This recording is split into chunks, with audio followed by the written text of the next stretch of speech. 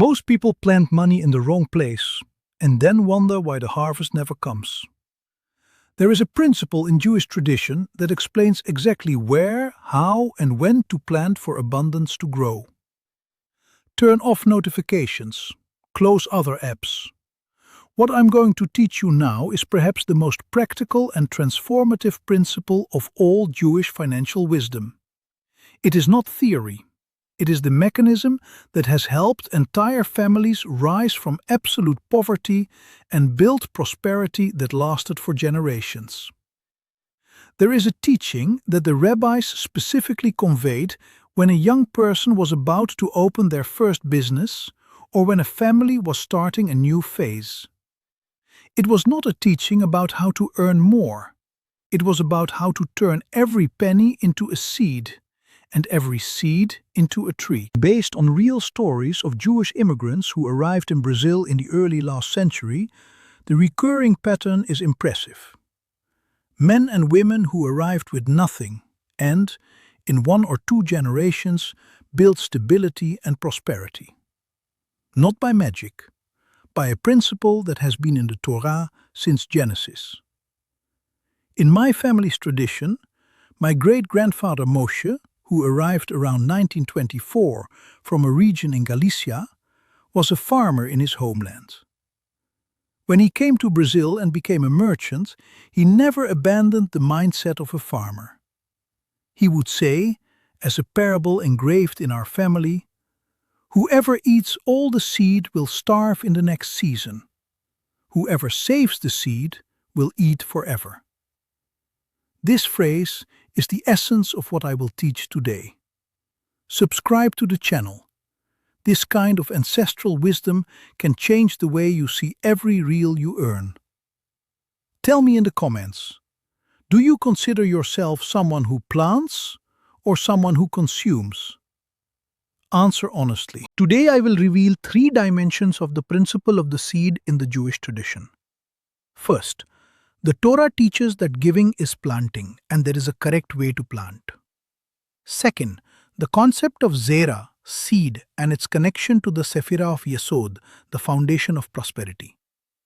Third, the practice of the 3 gardens that transforms your financial life. Let's go to the first dimension.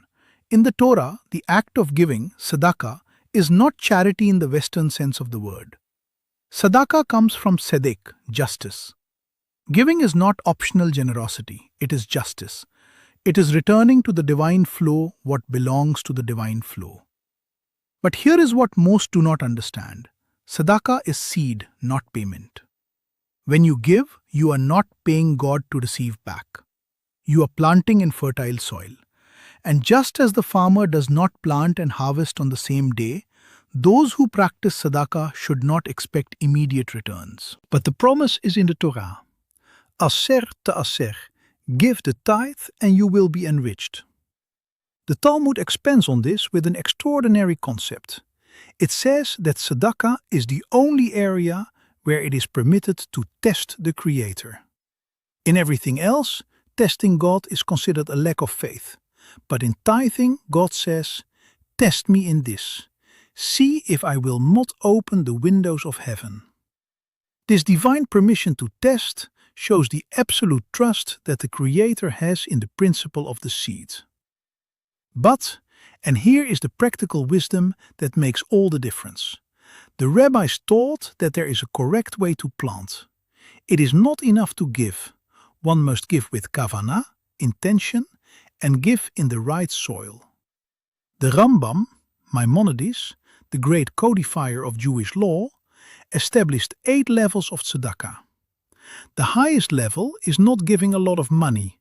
It is helping someone become self-sufficient, giving a job, teaching a skill, creating a business partnership. This is planting the seed that generates a tree, which in turn generates more seeds. When you give charity, you are feeding a person for a day. When you teach, you are planting a tree that feeds for generations. Both have value, but the highest level of seed is the one that reproduces infinitely. The second dimension, zera, seed, and yesod. In Kabbalah, the Sephirah of Yesod is called the righteous, tzaddik, and is represented by the reproductive organ. Not by coincidence. Yesod is the channel of transmission. It is where all the energy of the higher Sephirot concentrates before being delivered to Malchut, the material world. The seed, Zera, passes through Yesod. And in the financial dimension, this means that every penny you plant with Kavanah passes through Yesod before manifesting as a harvest.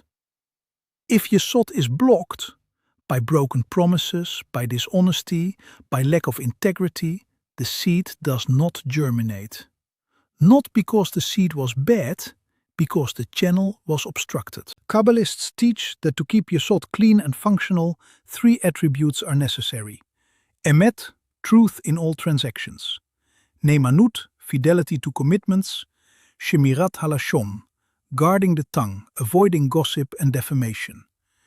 Each of these attributes keeps the channel of Yesod open so that the seeds planted can germinate. A pattern I observe repeatedly. People who give tzedakah generously but do not reap proportional results.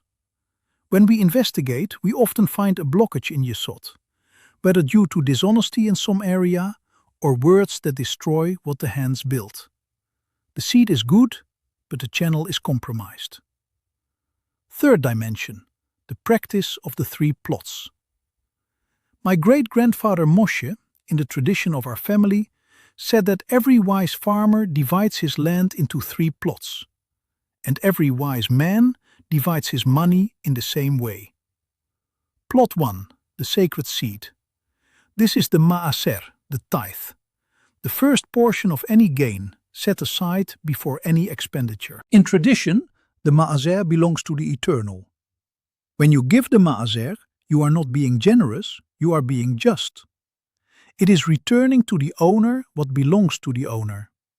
And this act of justice opens the channels for blessing. Bet 2. The seed of the future. This portion is for investment, in oneself, in the education of children, in a business, in savings. It is the money you plant today to reap tomorrow. The rabbis teach, whoever does not plant for the next generation has not understood life. The tree you plant today may provide shade for your grandchildren. Bet 3. The seed of joy. This portion is for simcha, legitimate joy. A special meal with family, a gift for someone you love, an experience that nourishes the soul. Kabbalah teaches that the Shekhinah, the divine presence, dwells in joy, not in sadness. When you invest in joy, you are creating an environment where blessing can dwell. Now imagine someone like Sandra, a 44-year-old teacher, modest salary, with no savings at the end of the month. When a person in this situation starts to divide, even if in minimal proportions, each income into 3 envelopes, what usually happens is not an instant financial miracle. It is a change of mindset, from consumer to planter, from someone who spends everything to someone who plants something. And this change of identity is more powerful than any financial technique. Practical exercises to start today. Exercise 1. The 3 envelopes. Take 3 envelopes. Write on each sacred, maaser, tzedakah, future, investment, joy, simcha. The next time you receive any amount, before spending, divide it among the 3 envelopes, even if it is little. The act of dividing with intention is the seed. Exercise 2. The seed journal. Every night, write in 1 sentence, "Today I planted blank." It can be money, it can be time, it can be a word of encouragement, it can be shared knowledge. Everything is a seed. This diary trains your mind to think like a planter, not like a consumer. Exercise 3. The harvest review. Every 40 days review. What did I plant? What has germinated? What is still underground waiting for the right time? This review gives you patience and perspective, two essential ingredients for those who plant. For those who want to deepen their study of prosperity in the Jewish tradition with additional practical exercises, I have complete material in the link in the description. The warning? The seed mentality requires patience. We live in a culture that wants immediate results. But the Torah operates in God's time, not in microwave time. The seed you plant today may take days, weeks, months, or years to bear fruit. Your job is to plant. The Eternal's job is to make it grow. Paul, the apostle who was a Pharisee Jew, wrote something that reflects this principle. I planted, another watered, but it was God who gave the growth. With consistent practice, this approach cultivates a relationship with money that is radically different from the relationship the world teaches. Instead of consumption, planting. Instead of anxiety, patience. Instead of scarcity, trust in the seed's cycle.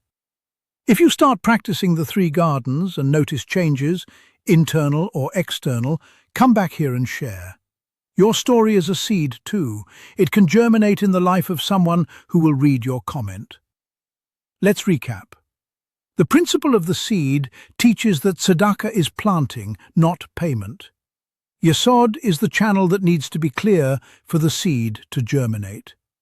And the 3 gardens, sacred, future, and joy, are the practical way to plant wisely every day. May the Eternal, HaKadosh Baruch Hu, bless the seeds you plant today. May He send rain at the right time, neither before nor after. May the soil of your heart be fertile to receive. May the roots be deep and the fruits abundant. May each generation after you reap what you have planted with faith. The Lord bless you and keep you. The Lord make His face shine upon you and be gracious to you. The Lord lift up His countenance upon you and give you peace. So be it. May it be your will. Amen. Leave a like, subscribe and activate the bell. Share this video. It could be the seed someone needed. And tell me, which of the 3 gardens will you prioritize first? This was another teaching from our weekly study of Jewish and Kabbalistic wisdom. Thank you for being here. Thank you for planting with me. Peace be upon you. Peace upon you and your house.